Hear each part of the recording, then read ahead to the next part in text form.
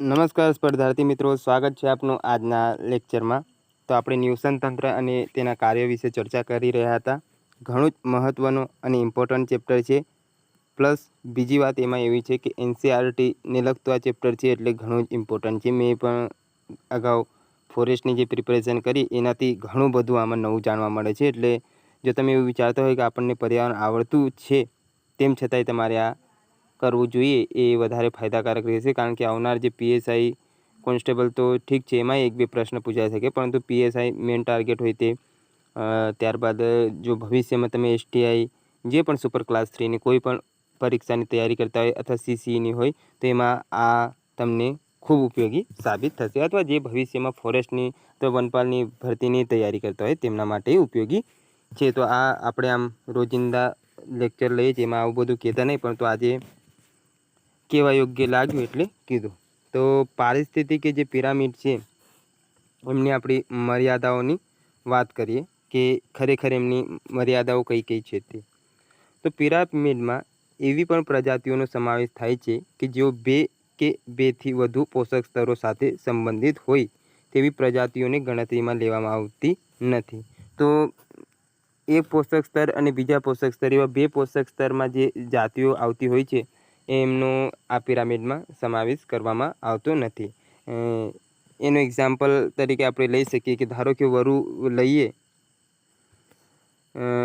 તો એનો એક કરતાં વધારે પોષક સ્તરમાં આપણે સમાવેશ કરી શકીએ છીએ। એટલે એનો સામાન્ય રીતે આમ જોઈએ તો આ પોષક સ્તરોમાં સમાવેશ કરવામાં આવતો નથી, એવું કંઈક અહીંયા છે। તેના દ્વારા સરળ આહાર શૃંખલા રચાય છે જે પ્રકૃતિમાં અસ્તિત્વ ધરાવતી નથી, જેમાં આહાર જાળને પણ પિરામિડ સ્વરૂપે દર્શાવી શકાતી નથી। આવી સામાન્ય ભાષામાં આપણે તમને સમજાવી દો હવે કેવી રીતે છે તે। આપણે વરુનું ઉદાહરણ લીધું, એના કરતાં થોડુંક જાણી લઈએ તો એ વધારે આપણને ફાયદાકારક થશે। આહાર જાળની આકૃતિ જોઈએ આપણે, હા અહીંયા જુઓ તમે, તો અહીંયા તમે જોઈ શકો છો કે કયું લઈએ આપણે,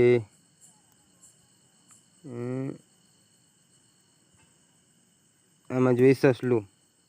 તો સસલું છે તે આ બાજુએ આવે છે, ત્યારબાદ એને સિંહ એ ખાઈ શકે, એટલે એક કરતાં વધારે સ્તરમાં સામાન્ય રીતે તે ગોઠવાયેલું હોય છે। તો આવા જે હોય છે એક કરતાં વધારે પોષક સ્તરમાં એમની કહેવાય કે મર્યાદા રહેલી છે। તો વાસ્તવિકતાને ખરેખર આ પિરામિડો હોય તે રજૂ કરતા નથી, ટૂંકમાં એવું છે। કારણ કે આવું તો હોતું નથી કે સસલું એટલે અમુક પિરામિડમાં જ જોવા મળે ને હરણ હોય તે અમુક પિરામિડમાં, ત્યારબાદ ઘુવડ હોય તે અમુક પિરામિડમાં, એવું ફિક્સ તો કંઈ હોતું નથી, ગમે તે પિરામિડમાં એવું હોઈ શકે છે। પરંતુ અહીંયા એ સ્પેસિફિક આમ દર્શાવેલ છે એટલે થોડીક એની આપણે મર્યાદા ગણી શકીએ।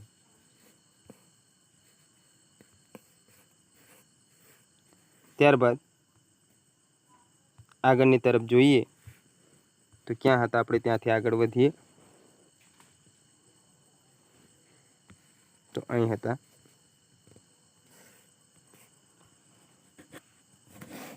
તેના દ્વારા સરળ આહાર શૃંખલા રચાય છે જે પ્રકૃતિમાં અસ્તિત્વ ધરાવતી નથી। આહાર જાળને પણ પિરામિડ સ્વરૂપે દર્શાવી શકાતા નથી। તો આપણે જોઈ ગયા મૃતોપજીવીઓ ન્યુટન તંત્રમાં મહત્વની ભૂમિકા ભજવતા હોવા છતાં પારિસ્થિતિક પિરામિડમાં તેમને કોઈ સ્થાન આપવામાં આવતું નથી। મૃતોપજીવી એટલે કે જે અળસિયા છે, ત્યારબાદ છે બેક્ટેરિયા છે, આ બધા મૃતોપજીવી આપણે હોય છે જે સૂક્ષ્મજીવો, તે આપણે જોઈએ છીએ કે આહાર જાળમાં મહત્ત્વની ભૂમિકા ભજવે છે। કારણ કે એ જે જટિલ ઘટકો હોય તેમને સરળ ઘટકોમાં રૂપાંતરિત કરતા હોય છે। આ અતિ મહત્ત્વની ભૂમિકા ભજવતા હોવા છતાં એમનો પિરામિડમાં સમાવેશ કરવામાં આવતો નથી। તો આ પણ એની મર્યાદા રહેલ છે। ઉર્જા પિરામિડમાં ઉર્જાના થતા વ્યયનો સંપૂર્ણ ખ્યાલ આવતો નથી, તેમજ ઉપભોક્તાઓનું સ્થાન સુનિશ્ચિત થઈ શકતું નથી। કે આ ઉર્જા પિરામિડ છે તો તેમાં કેવી કે ઉર્જા ખરેખર કેટલી ઉપરની તરફ સ્થાનાંતરિત થાય છે ચોક્કસપણે આપણે દર્શાવી શકતા નથી। જૈવભાર પિરામિડ એકબીજાથી ભિન્ન પ્રકારની સજીવ સૃષ્ટિના સમૂહના વજનને પણ ધ્યાનમાં રાખવામાં આવે છે। તો આ કંઈક એની મર્યાદાઓ હતી। ત્યારબાદ જોઈએ જૈવ સંચયન અને જૈવ વિશાલન, bio accumulation and bio magnification. તો એમાં થોડુંક ઝૂમ કરી લઈએ તો કુદરતી રીતે વિઘટન પામતા ન હોય એવા નોન બાયોડિગ્રેડેબલ પ્રદૂષકો જેમ કે ડાયક્લોરો ડાયફિનાઇલ ટ્રાયક્લોરોઇથેન એ DDTનું ફૂલ ફોર્મ છે, થોડુંક યાદ રાખી લેવું. આ છે. પછી રાસાયણિક ખાતર છે, જંતુનાશક દવા છે, પ્લાસ્ટિક છે, આર્સેનિક વગેરેનું આપણે કહેવાય કે નોન બાયોડિગ્રેડેબલ પ્રદૂષકોમાં સમાવેશ થાય છે. જ્યારે પોષક સ્તરમાં પ્રવેશે છે ત્યારે તેની ગંભીર અસરો આપણને જોવા મળતી હોય છે. તે આહાર શૃંખલામાં લાંબા સમય સુધી પોતાનું અસ્તિત્વ પણ જાળવી રાખતા આપણને જોવા મળે છે. તો આ બધા આહાર શૃંખલામાં લાંબા સમય સુધી પોતાનું અસ્તિત્વ જાળવી શકે છે, કારણ કે એ સામાન્ય રીતે જોઈએ તો એક સજીવમાંથી બીજા સજીવમાં સ્થળાંતર અમુક પદાર્થો થતા હોય છે. એના જ વિશે અહીંયા લખેલ છે કે નોંધ પક્ષીના શરીરમાં સૌથી વધુ પ્રમાણમાં DDT જમા થાય છે. તો આ એક નોંધ લેવા જેવી બાબત છે.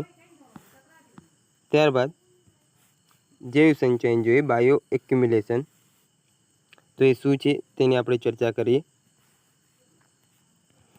કે જૈવ સંચયન આ આહાર શૃંખલાના સજીવોમાં પ્રદૂષકોના સંચયન એટલે કોન્સન્ટ્રેટની પ્રક્રિયા છે. અર્થાત પ્રદૂષકો પર્યાવરણમાંથી ઉત્પાદકોમાં કેવી રીતે પ્રવેશે છે તેનું સૂચન કરતી આ એક પ્રક્રિયા છે, જેને જૈવ સંચયન તરીકે ઓળખવામાં આવે છે. તો અહીંયા તમે જોઈ શકો છો, અહીં અવિઘટિત પ્રદૂષકો છે ને જૈવ સંચયન થઈને આવી રીતે આ કંઈક રૂપાંતરિત થાય છે. જો આગળ હશે આના વિશે કંઈક તો આપણે જોઈશું. જૈવ સંકેન્દ્રણ, આવર્ધન અથવા જૈવિક વિશાલન, જેને અંગ્રેજીમાં કહેવાય છે બાયોમેગ્નિફિકેશન. એના વિશે વિગતવાર જોઈએ. જૈવ વિશાલન એક પોષક સ્તરમાંથી બીજા પોષક સ્તરમાં પ્રદૂષકોની સાંદ્રતાનો વધારો દર્શાવે છે. એટલે કે એક પ્રદૂષકમાંથી બીજા પ્રદૂષકમાં કેવી રીતે કહેવાય કે પ્રદૂષકો આગળ વધતા હોય છે અને એની સાંદ્રતા કેટલી વધે છે એ દર્શાવે, જેને આપણે જૈવ વિશાલન કહેતા હોઈએ છીએ. રોગો કે જંતુઓથી પાકોના રક્ષણ માટે જંતુનાશકો અને અન્ય રસાયણો અનિયંત્રિત ઉપયોગ દ્વારા જમીન અને પાણીમાં આ રસાયણોનું પ્રમાણ વધે છે. આપણે હાલના સમયમાં જોઈએ તો જંતુનાશકોનો મહત્તમ ઉપયોગ કરવામાં આવે છે. ત્યારબાદ અન્ય રસાયણોનો આપણે ઉપયોગ કરીએ છીએ. તો એ જેવી રીતે પાણીમાં ભળે છે તો પાણીમાં આ બધા દ્રાવ્ય થઈ જાય તો આ રસાયણોનું પ્રમાણ દિન પ્રતિદિન વધતું જોવા મળે છે. જમીન કે પાણીમાંથી રસાયણો વનસ્પતિમાં પ્રવેશી ત્યારબાદ તૃણાહારી અને માંસાહારીઓમાં પ્રવેશે છે. આ રસાયણો વિઘટન પામતા જોવા મળતા નથી. સામાન્ય રીતે આપણે DDT જોઈએ તો તે સામાન્ય રીતે વિઘટન પામતું નથી. એક સજીવમાંથી બીજા સજીવમાં સ્થળાંતરિત થતા રહે છે. તેઓ દરેક પોષક સ્તરે પ્રગતિકારક રીતે સંચિત થાય છે, જેને જૈવિક વિશાલન કહેવામાં આવે છે. ઉપરાંત ઉચ્ચ ટ્રોપિક સ્તરે ખોરાક શૃંખલા એટલે ફૂડ ચેઇન દ્વારા થતા રસાયણોના સંકેન્દ્રણને જૈવ સંકેન્દ્રણ કહે છે. આહાર શૃંખલામાં સૌથી ઉચ્ચ પોષક સ્તરમાં પ્રદૂષકોની સૌથી વધુ સાંદ્રતા જોવા મળે. દાખલા તરીકે ગરુડ. તો આહાર શૃંખલામાં કેવું હોય છે કે જે સૌથી ઉપરનો સજીવ હોય ને એમાં સૌથી વધુ આ પ્રદૂષકોની માત્રા જોવા મળે, કારણ કે ઘાસમાં હોય તે નાની માછલી ખાય, નાની માછલીમાં હોય તે મોટી માછલી ખાય, મોટી માછલીમાં હોય તે અન્ય મોટી માછલી ખાય. તો એવી રીતે જે સૌથી મોટી માછલી હોય છે તો તેમાં સૌથી વધુ પ્રદૂષકોની સાંદ્રતા જોવા મળે છે. ત્યારબાદ જોઈએ પારિસ્થિતિકીય અનુક્રમણ, ઇકોલોજીકલ સક્સેશન. જૈવિક સમુદાય ગતિશીલ હોય છે તથા સમયની સાથે તેમાં પરિવર્તન જોવા મળે છે. આ પરિવર્તનો ક્રમશઃ અનુક્રમિત હોય છે અને તે પારિસ્થિતિકીય અનુક્રમણની રચના કરે છે. અનુક્રમણની શરૂઆત એવા વિસ્તારમાં થાય છે જ્યાં પ્રારંભમાં કોઈ પણ સજીવોનું અસ્તિત્વ હોતું નથી, જેમ કે ખડકો, નવા બનેલા રેતીના ત્રિકોણીય પ્રદેશ, ડેલ્ટાના મેદાનો, નવો ઠંડો પડેલો લાવા, ખુલ્લા ખડક, નવસર્જિત તળાવ કે જળાશય વગેરે. હવે આ અનુક્રમણ શું હોય છે તમને સામાન્ય ભાષામાં કહું કે ધારો કે રેગિસ્તાન છે, ત્યાં કંઈ ઊગતું નથી ને ત્યારબાદ ત્યાં ધીમે ધીમે વૃક્ષો ઊગવાનું શરૂ થાય તો તેને આપણે પ્રાથમિક અનુક્રમણ કહીએ છીએ. ત્યારબાદ ધારો કે આ વૃક્ષો તો ઊગી ગયા, હવે અહીંયા કોઈ કારણસર આગ લાગી, બધા વૃક્ષો સુકાઈ ગયા, ત્યારબાદ ફરીથી પાછા વૃક્ષો ઊંઘ્યા, તો આ બીજી વાર થયું તો તેને દ્વિતીય અનુક્રમણ કહેવાય. હવે તમને આટલામાં એક ચોક્કસ ખ્યાલ આવી ગયો હશે કે રેગિસ્તાનમાં વૃક્ષો ઊંઘતા ઘણો સમય લાગે, એટલે પ્રાથમિક અનુક્રમણ બહુ લાંબુ હોય છે. દ્વિતીય અનુક્રમણ, ધારો કે આગ લાગી ગઈ તો ફળદ્રુપતા તો રહી ને, ભલે આગ લાગી ગઈ પણ ફળદ્રુપતા તો રહી, તો બીજી વાર અનુક્રમણ એ થોડુંક ઝડપી થશે. તો આવી કંઈ પ્રક્રિયા સામાન્ય એવી છે, તો તે તમારે અહીંયા જોવાની છે.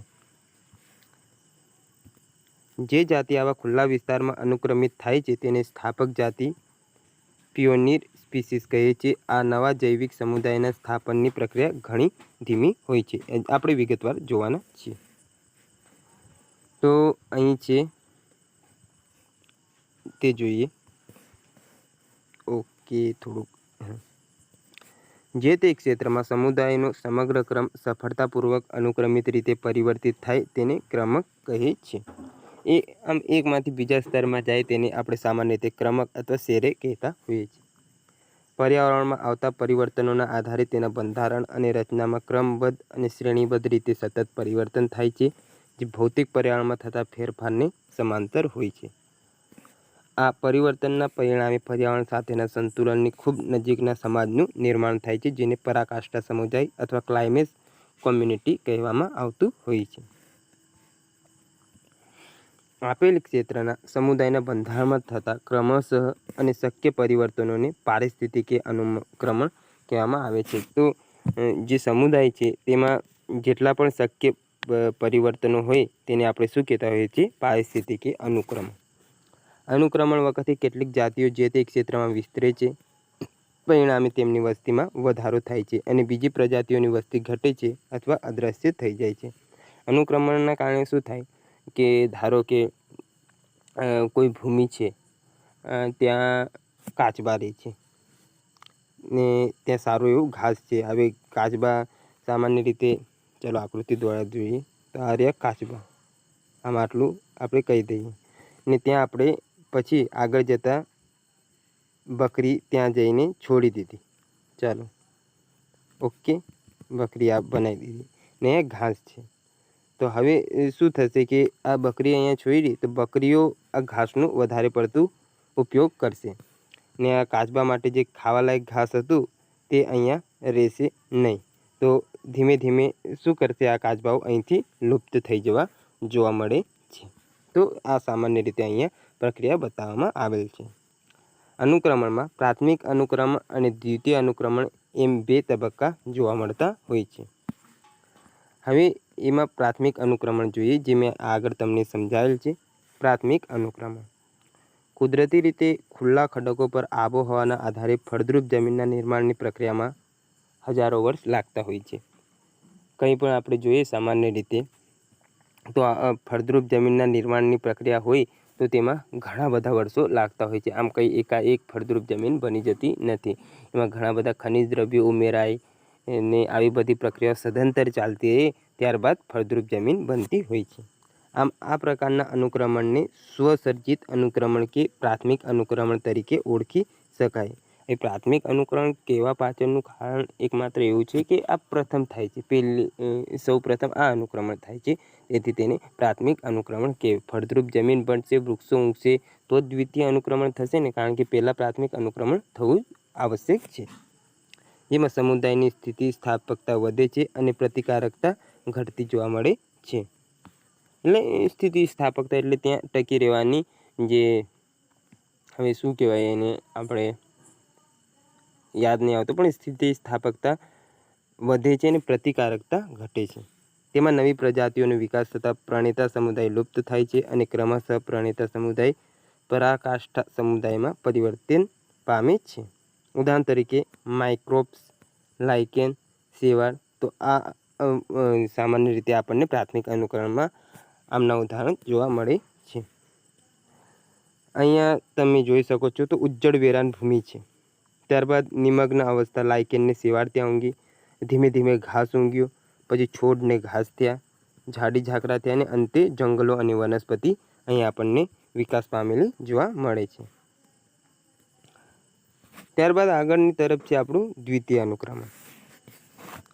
તો કોઈ એવો વિસ્તાર કે જ્યાં પહેલેથી વનસ્પતિ સમુદાયનો વિકાસ થયો હોય, પરંતુ કેટલીક કુદરતી આપત્તિઓ જેમ કે આગ હોય, પૂર હોય વગેરે તેમજ માનવ પ્રવૃત્તિ દ્વારા નાશ પામ્યો હોય, આ વિસ્તારમાં ફરીથી વનસ્પતિ સમુદાયનો વિકાસ થાય તેને દ્વિતીય અનુક્રમણ તરીકે ઓળખવામાં આવે છે.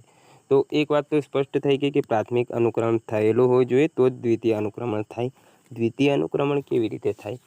તો પહેલાં તો ત્યાં વનસ્પતિઓ હોય. હવે એ વનસ્પતિઓમાં ધારો કે આપણે જોઈએ ને કે દાવાનળમાં શું હોય સામાન્ય રીતે કે કોઈ જંગલોમાં આગ લાગી જાય તો તેને આપણે દાવાનળ કહેતા હોઈએ છીએ. એના ઘણા બધા એના માટે કારણો જવાબદાર હોય છે.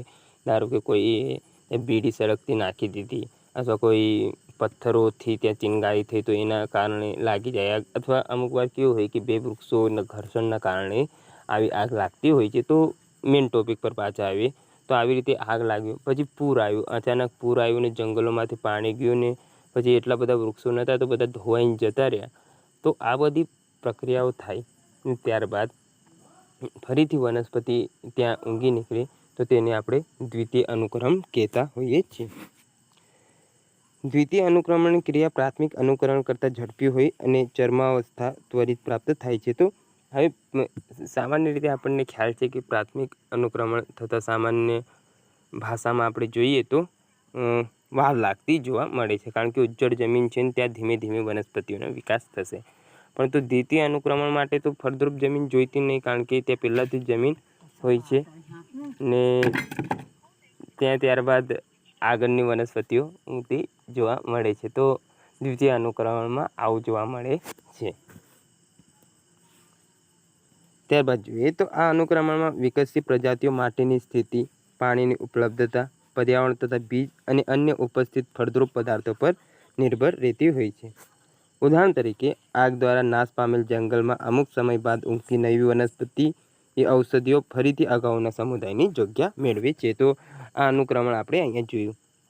મિત્રો એક વાત સ્પષ્ટ છે કે અનુક્રમણ જેવું મેં યુવાની પેલી બુક વાંચેલ હતી ફોરેસ્ટની, એમાં એવું કંઈ આવેલ નહોતું, પરંતુ આમાં આવેલ છે એટલે ઘણું સરસ રીતે વર્ણન કરેલ છે તે આપણે કહી શકીએ. તો અહીંયા દ્વિતીય અનુક્રમણ તમે જોઈ શકો છો કે અહીંયા પહેલાં વૃક્ષો હતા પણ આગ લાગી ગઈ. આગ લાગી એટલે બધી વનસ્પતિઓ બળી ગઈ. પછી પાછા 3-4 વર્ષ થયા, પાછા છોડ ઊંઘ્યા, પછી ઘાસ ઝાડીઓ થઈ અને 150 વર્ષ પછી પાછા ત્યાં કહેવાય કે વનસ્પતિઓ સારી માત્રામાં ઊંઘી નીકળી. ત્યારબાદ છે સ્તરીકરણ, સ્ટ્રેટિફિકેશન. વિવિધ સ્તરે રહેલા વિભિન્ન જાતિઓના ઉદ્ભવ વિતરણને સ્તરીકરણ કહે છે. ઉદાહરણ તરીકે વૃક્ષો એ જંગલના સર્વોચ્ચ ઉદ્ભવ સ્તરે, સૂપો દ્વિતીય સ્તરે અને છોડ તથા ઘાસ નિમ્ન સ્તરે ગોઠવાયેલા હોય છે. તો આવી રીતે સ્તરીકરણ થયેલું હોય છે. તો એમાં કહ્યું છે ઉદાહરણ તરીકે વૃક્ષો એ જંગલના સર્વોચ્ચ સ્તરે, સૂપો દ્વિતીય અને છોડ તથા ઘાસ નિમ્ન સ્તરે હોય છે. ટૂંકમાં તમે એવી રીતે કહી શકો કે જે એમની ઉંમર છે એના આધારે એમણે પહેલો, બીજો, ત્રીજો એવી રીતે ક્રમ આપી દીધેલ છે. હવે જોઈએ અનુક્રમણના અન્ય પ્રકાર. તો ઓટોજેનિક અનુક્રમણ જૈવિક ઘટકો દ્વારા નિયંત્રિત હોય છે. એલોજેનિક અનુક્રમણ તે અજૈવિક ઘટકો દ્વારા નિયંત્રિત હોય છે. જૈવિક એટલે જે હલનચલન કરી શકે ને વિકાસ પામી શકે તેમની જૈવિક હોય ને તેમના દ્વારા જે નિયંત્રિત હોય તેને ઓટોજેનિક કહેવામાં આવે છે. ઓટોજેનિક એટલે ઓટોમેટિક ચાલે એમ કહી શકીએ. ને એલોજેનિક તો અજૈવિક ઘટકો આમાં સામાન્ય રીતે ફાળો આપતા હોય છે. ઓટોટ્રોફિક અનુક્રમણ જે સપાટી પર અકાર્બનિક પદાર્થોની માત્રા વધુ પ્રમાણમાં હોય ત્યાં આ સામાન્ય રીતે થતું જોવા મળે છે. ને હેટ્રોટ્રોફિક અનુક્રમણ જે સપાટી પર કાર્બનિક પદાર્થોની માત્રા વધુ હોય ત્યાં જોવા મળે છે. તો થોડુંક આ ધ્યાનથી જોઈ લેવું ને યાદ રાખવું કે કયા ક્યાં ક્યાં હોય છે. હવે જોઈએ આપણે ડિફરન્સ કે પ્રાથમિક અનુકરણ દ્વિતીય અનુક્રમણમાં તફાવત શું હોય છે. તો પ્રાથમિક અનુકરણને આપણે પ્રાઇમરી સક્સેશન કહેતા હોઈએ છીએ અને દ્વિતીય અનુક્રમણને સામાન્ય ભાષામાં સેકન્ડરી સક્સેશન કહેતા હોઈએ છીએ. તો પ્રાથમિક અનુકરણ એ ઉજ્જડ વિસ્તારમાં વિકાસ પામે છે. જે પણ વેરાન જમીન હોય, મેં આગળ પણ કહ્યું તમને કે ત્યાં પ્રાથમિક અનુકરણ થતું જોવા મળે છે. ને દ્વિતીય અનુક્રમ તો કુદરતી આપત્તિથી નાશ પામેલ વિસ્તારમાં વિકાસ પામે છે. કુદરતી આપત્તિ આમાં ઉજ્જડ જમીન એવું કંઈ રહેતું નથી, પરંતુ કુદરતી આપત્તિ કંઈ જે પણ કુદરત દ્વારા નિર્મિત આપત્તિ હોય, ધારો કે ભૂકંપ છે, ત્યારબાદ દાવાનળ છે, ત્યારબાદ પૂર આવી જાય, ભૂસ્ખલન થાય, તો આવું બધું કંઈ થાય ને તેના કારણે જે જંગલો વિનાશ પામી જાય, ત્યારબાદ ત્યાંથી ફરી જંગલો ઊંઘે, તો તેને આપણે દ્વિતીય અનુક્રમણ સામાન્ય ભાષામાં કહેતા હોઈએ છીએ. આમાં જૈવિક અથવા અન્ય કોઈ પણ બાહ્ય પરિબળોના કારણે શરૂ થાય છે. તો જૈવિક પદાર્થો આમાં સામાન્ય રીતે ઉમેરાઈને કહેવાય કે ત્યાં ધીમે ધીમે પાંદડાઓ કે કંઈ પણ આમ પડે ને ધીમે ધીમે એમાં ફળદ્રુપતા વધતી જ હોય છે. એટલે જૈવિક અને અન્ય કોઈ પણ બાહ્ય પરિબળો આમાં જવાબદાર છે.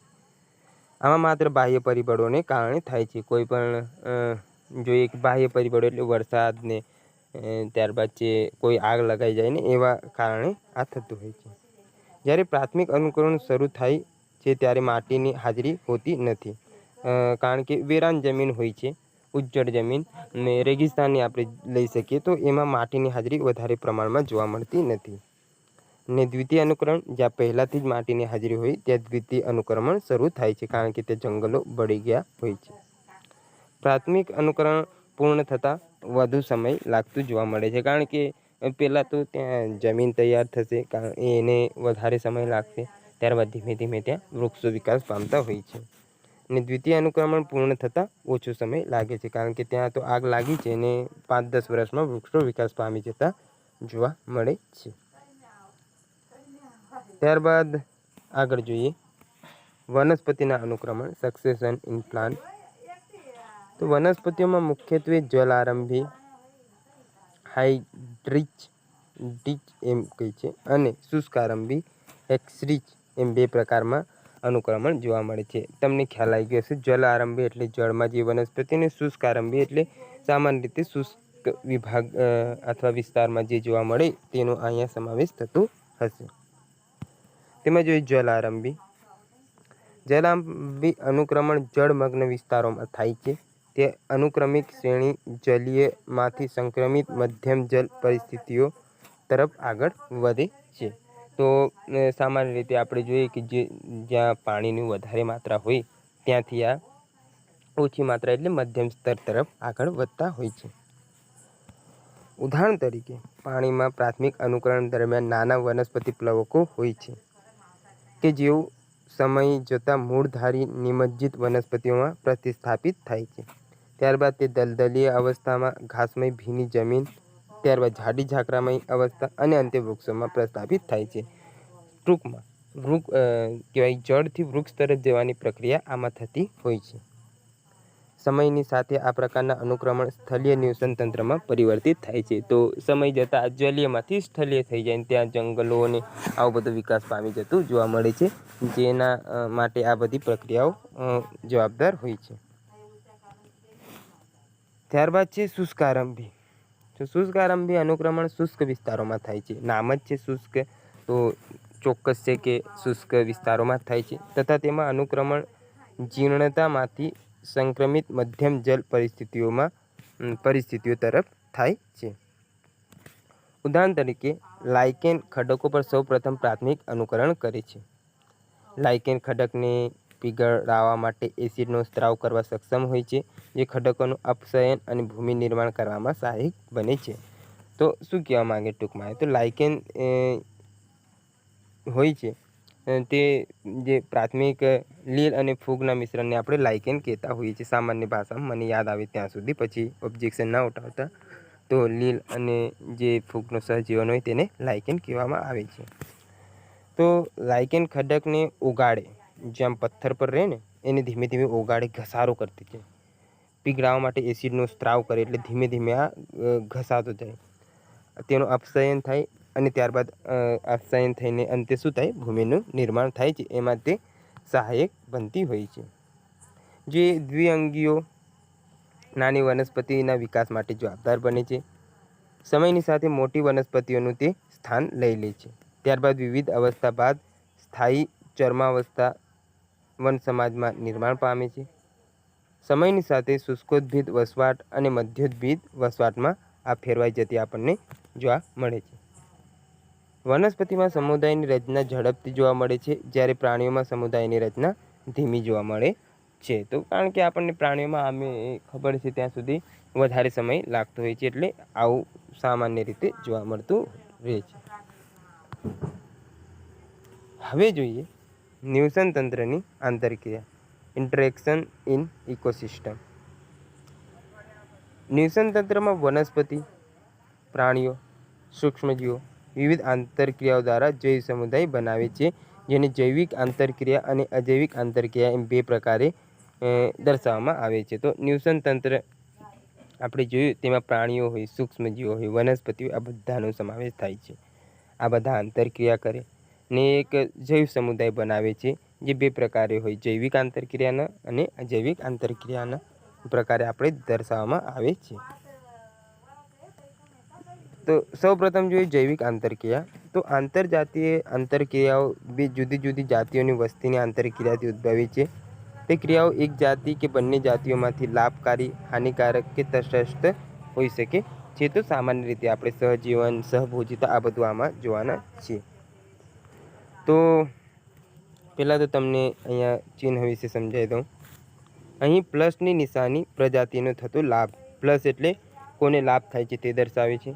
માઇનસની નિશાની પ્રજાતિને થતું નુકસાન દર્શાવે છે. તો માઇનસ હોય તો ત્યાં નુકસાન થાય છે તેને, તથા ઝીરો એ પ્રજાતિને કોઈ નુકસાન કે લાભ થતો નથી અથવા તટસ્થ છે એવું દર્શાવે છે. તો આ નિશાનીઓ અહીંયા આપણે જોઈશું, તો તમારે યાદ રાખવાની કે કોને ફાયદો થાય છે, કોને નુકસાન. તો સૌપ્રથમ અહીંયા આંતરક્રિયા દર્શાવેલ છે. ત્યારબાદ પ્રજાતિ, અહીંયા પ્રજાતિ 1 અને પ્રજાતિ 2 છે. તો જોઈએ હવે હકારાત્મક આંતરક્રિયા કોને કહેવાય કે કાં તો કોઈને નુકસાન ન થાય અથવા કોઈને ફાયદો થાય. બંનેને ફાયદો થાય તોય હકારાત્મક, અને બંનેમાંથી એકને ફાયદો ન થાય પરંતુ નુકસાન તો ન થવું જોઈએ, તો તેનો સમાવેશ હકારાત્મકમાં થાય છે. તેમાં સૌપ્રથમ છે સહોપકારિતા, બીજા પર ઉપકાર કરવાનો. તો એકબીજાને ઉપકાર કરવાથી ફાયદો થાય છે. તો અહીંયા પ્રજાતિ 1ને ફાયદો થાય, પ્રજાતિ 2ને ફાયદો થાય. આના ઉદાહરણ અને વિગતવાર આપણે આગળ અભ્યાસ કરવાના છે, પરંતુ આ તો તમને કહી દઉં. ત્યારબાદ સહભોજિતા, એમાં પ્રજાતિ 1ને તો ફાયદો થાય પરંતુ પ્રજાતિ 2ને કોઈ નુકસાન કે ફાયદો થતો નહીં, એટલે એ તટસ્થ રહે છે. ત્યારબાદ જેવી રીતે હકારાત્મક આંતરક્રિયા છે એવી રીતે નકારાત્મક આંતરક્રિયાઓ હોય છે. નકારાત્મક એટલે એક પ્રજાતિને નુકસાન તો 100% થવાનું જ છે. ફાયદો એક પ્રજાતિને થાય ન થાય પરંતુ નુકસાનની માત્રા 1 અથવા 1 તો હોય જ છે, એમ ટૂંકમાં તમે સમજી શકો છો. પરભક્ષણ, તેમાં એકને ફાયદો થાય ને બીજીને નુકસાન. પરોપજીવન, એકને ફાયદો થાય ને બીજીને નુકસાન. સ્પર્ધા, ઝઘડો કરીએ તો બંનેઓને નુકસાન થાય છે. ને પ્રતિજીવન, બીજા પર આશ્રિત રહે તો એકને ફાયદો નુકસાન ન થાય પરંતુ એકને નુકસાન થતું જોવા મળે છે. ને તટસ્થ આંતરક્રિયા, તો તટસ્થતા એટલે બંનેઓને કોઈ ફાયદો કે કંઈ નુકસાન થતું નથી, ખાલી આમ રહે છે એમ જોડે, એવું છે. તો આપણો આનો વિગતવાર અભ્યાસ કરવાના છીએ. આજના લેક્ચરમાં આપણે સહોપકારિતા અને સહભોજિતા લગભગ જોઈ લઈશું. તો હા, એટલું આપણે પતાવી દઈશું. હવે જોઈએ સહોપકારિતા, મ્યુચ્યુઅલિઝમ. આ બે પ્રજાતિઓ વચ્ચેનો ગાઢ સંબંધ છે, જેમાં પરસ્પર ક્રિયા દરમિયાન બંને પ્રજાતિઓને લાભ થઈ જાય છે. એટલે આને સકારાત્મક આંતરક્રિયા કહી શકીએ છીએ આપણે. બંને પ્રજાતિઓને લાભ થાય. હવે માણસના દૃષ્ટિકોણથી કેવી રીતે કહીએ કે ધારો કે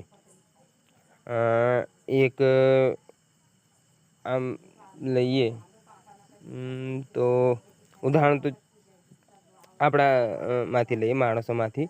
તો ધારો કે કોઈ છે એ દૂધવાળો લઈને એક આમ સામાન્ય વ્યક્તિ લઈએ, જે ગ્રાહક અને કહેવાય ને કે પહેલાં લેવાવાળા ને દેવાવાળા વચ્ચે, ગ્રાહક અને કહેવાય કે માલિક વચ્ચેનો સંબંધ લઈએ. માલિક ચલો એ છે દુકાનદાર વચ્ચે ને એક વ્યક્તિ વચ્ચે. તો આ વ્યક્તિ જાય છે અહીંયા સામાન લેવા, એ પૈસા આપે છે ને અહીંયાથી તે દુકાનદાર પાસે સામાન લે છે. તો દુકાનદારે એને સામાન આપ્યો એટલે એનોય વેચાઈ ગયો, એટલે એને ફાયદો થયો. આને પૈસા આપ્યા એટલે સામાનની જરૂર હતી, આને સામાન મળી ગયો તો આને ફાયદો થયો. તો ટૂંકમાં કોઈને અહીંયા નુકસાન નહીં થયું. જેને જે વસ્તુ જોઈતી હતી તે મળી ગઈ, તો તેને સહોપકારિતા, એકબીજા પર ઉપકાર કર્યું એમ ગણી શકીએ. તો જોઈએ ઉદાહરણ તરીકે લાઇકેન. એ ફૂગ અને પ્રકાશ સંશ્લેષણ કરતી લીલ વચ્ચેના કહેવાય કે સહોપકારિકતાનો સંબંધ છે. તો ઉદાહરણ પૂછી શકે તમને લાઇકેને કોનો સંબંધ છે, તો સહોપકારિતાનો. કેવી રીતે, તો તે આપણે જોઈએ. તો ફૂગ જોઈએ, તો ફૂગ અને ઉચ્ચ કક્ષાની વનસ્પતિઓમાં મૂળ વચ્ચે કવક મૂળ સહવાસી છે. ફૂગ એ જમીનમાંથી અતિ આવશ્યક પોષક તત્વોના શોષણમાં વનસ્પતિઓની મદદ કરે છે. જ્યારે બદલામાં વનસ્પતિ એ ફૂગને ઉર્જા ઉત્પાદિત કાર્બોદિત પૂરા પાડે છે. ફૂલોમાં પરાગનયનની ક્રિયામાં છોડ મધમાખી દ્વારા પરાગાધાન પામે છે અને મધમાખી ફૂલોનો રસ મેળવે છે. આ બંનેને લાભ થાય છે. ટૂંકમાં શું છે તે જોઈએ આપણે. તો ફૂગ જોઈએ. ઓકે, આ ધારો કે ફૂગ છે. ફ પરથી ફૂગ ને આ લીલ છે, તો લ પરથી લીલ રાખી. ઓકે, તો આ ફૂગ શું હોય તે ને લીલ જાતે ખોરાક બનાવી શકે ને ફૂગ હોય તે જાતે ખોરાક બનાવી શકતી નથી. હવે ફૂગ આ લીલને રહેવા માટે જગ્યા પૂરી પાડે. પોષક દ્રવ્યો આને લીલને શોષીને આ આપી દે. ત્યારબાદ લીલ શું કરે કે ખોરાક બનાવી લે ને જે તત્વો આને જોઈતા હોય તે આને ખોરાક બેઠો પૂરો પાડે. તો અહીંયા જગ્યા આપે છે ને આ એને ખોરાક આપે છે. તો એકબીજાને ફાયદો થયો. તો આને શું કહેવાય? સહકારિતા. બીજું ઉદાહરણ લઈએ. તો ધારો કે મધમાખી છે ને આ છે ફૂલ. ઓકે, તો મધમાખી શું કરે? આ ફૂલ પર બેસે ને ત્યારબાદ રસ અહીંયાથી શોષી લે છે. તો આને ફાયદો થઈ ગયો. હવે ફૂલને ફાયદો થાય, કારણ કે પરાગરજ હોય તે મધમાખીના પગમાં ચોંટીને અન્ય ફૂલ પર બેસે. એમની જાતિ અથવા પ્રજાતિનો હોય ત્યાં ચોંટે છે. તો એનાથી બીજાશયનું નિર્માણ આગળ જતાં કહેવાય ને કે શું કહેવામાં આવે, હાલ યાદ નહીં આવતું. પુંકેસર ને સ્ત્રીકેસરનું મિલન ત્યાં થઈ જાય છે અને નવા છોડની ઉત્પત્તિના ત્યાંથી આપણને શરૂઆત થતી જોવા મળે છે. તો એકમેકને ફાયદો થતો અહીંયા જોવા મળે છે. ત્યારબાદ છે સહભોજિતા. તો એમાં જોઈએ આપણે.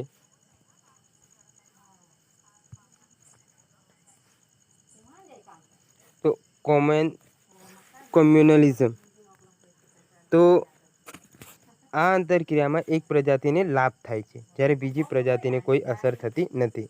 કેટલીક પ્રજાતિઓ અન્ય પ્રજાતિઓ પાસેથી આશ્રય અથવા પરિવહનનો લાભ મેળવે છે. તો આમાં કેવું હોય કે એક પ્રજાતિને ફાયદો થાય, બીજીને કંઈ ફાયદો નુકસાન થતું નથી. એટલે આપણે જોઈએ કે કંઈ મકાન ખાલી પડી રહ્યું હોય છે ને આપણને મકાનની જરૂરત છે. તો આપણે કોઈને ત્યાં થયા, હવે કોઈએ કીધું કે આ મકાન આમ જ છે, તમારે રહેવું હોય તો રહેજો. તો અહીંયા આ વ્યક્તિને ખાલી આમ જ રહેવા આપી દીધું. તો આને ફાયદો કે નુકસાન નહીં થયો, પણ આપણને શું થયું? ફાયદો. તો આવી રીતે સહભોજિતા હોય છે. ઉદાહરણ તરીકે આંબાની ડાળી પર પરરોહી તરીકે ઊગતી ઓર્કિડ અને વેલની પીઠ પર વસવાટ કરતા બાર્નેકલને ફાયદો થાય છે, જ્યારે આંબાના વૃક્ષને અને વેલને તેનાથી કોઈ લાભ થતો નથી. તો આંબાનો વૃક્ષ હોય તેના પર ઓર્કિડ નામની એક વનસ્પતિ ઊંઘે છે. તે માત્ર ત્યાં એમને આશરો ત્યાં મેળવવાનું હોય છે આંબા પર રહીને. આકૃતિમાં તમને દેખાતી નહીં હોય, પરંતુ હું સમજાવી શકું છું આવી રીતે તમને. તો અહીંયા રહે છે. હવે આનાથી આંબાને કંઈ ફાયદો થતો નથી, પરંતુ પેલી ઓર્કિડ હોય તેને ફાયદો થાય છે. તો આંબા માટે 0 અને ઓર્કિડ માટે +. એવી જ રીતે બીજું ઉદાહરણ છે કે વેલ માછલી હોય. તો એના પર છે ને બાર્નેકલ નામની થાય ત્યારે આંબાનો કીડા અને વેલની પીઠ પર વસવાટ કરતા બાર્નેકલ. આ બાર્નેકલ શું છે ખબર નહીં આપણને, પરંતુ બાર્નેકલ જે એ વેલની પીઠ પર હોય છે તો ત્યાં રહે છે. હવે વેલને એટલું બધું કંઈ વજન લાગતું નથી, પરંતુ આ બાર્નેકલ ત્યાં રહે છે તો બીજા જીવો એને ખાઈ જતા નથી. આવું અહીંયા દર્શાવેલ છે. તો જોઈએ, બગલા અને ચારણ કરતા પશુઓ સહભોજિતાનું ઉત્તમ ઉદાહરણ છે. જ્યારે પશુઓ ચાલે ત્યારે ઝાડ પાન હલાવે છે, તેમાંથી કીટકો બહાર નીકળે છે અને બગલા કીટકોને ખાય છે.